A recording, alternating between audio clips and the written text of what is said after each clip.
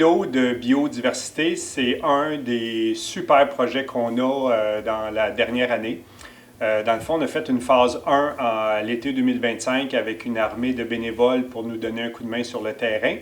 Et la phase 2 en 2026, bien là, on a besoin d'aide. On a plusieurs partenaires, mais il nous manque un petit quelque chose. Donc, la campagne de sociofinancement va venir nous aider à combler ce manque à gagner. Ça fait plus de 30 ans qu'on a pignon sur rue ici, sur la rue Waterloo, près de l'école secondaire. C'est un endroit où est-ce qu'on accueille 350 jeunes par année et des adolescents. Malheureusement, on a planté plusieurs frênes, dont la grille a attaqué. Ces arbres-là sont malades, il faut les remplacer. C'est entre autres pour ça qu'on a décidé d'embarquer dans le projet d'îlot de biodiversité.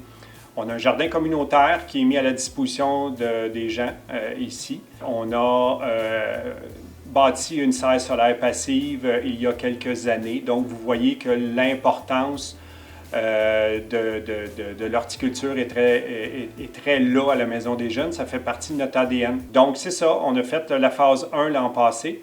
Avec une armée de bénévoles, on a commencé à enlever la renouée du Japon, qui est une plante envahissante. On a commencé à planter des arbres. On a implanté une ruche. On a des partenaires qui sont avec nous. On a Conception Permanourricière qui nous aide à concevoir les plans d'aménagement. On n'est pas tout seul là-dedans, on a des professionnels qui nous entourent. Mais cette année, à l'été 2026, on veut faire la phase 2. Et on veut que ça soit nourricier. On veut que cette forêt-là, ces arbres-là, ces arbustes-là puissent nous nourrir et puissent contribuer aux apprentissages des jeunes de notre communauté. J'ai espoir que vous allez embarquer dans cette campagne-là.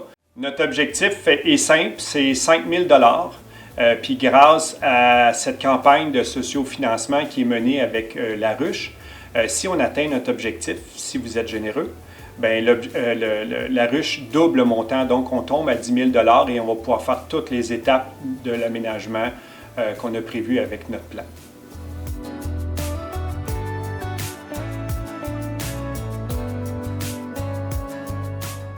Vous avez plusieurs façons de contribuer. Vous pouvez faire des contributions volontaires et avec vos contributions, vous allez pouvoir recevoir plusieurs cadeaux.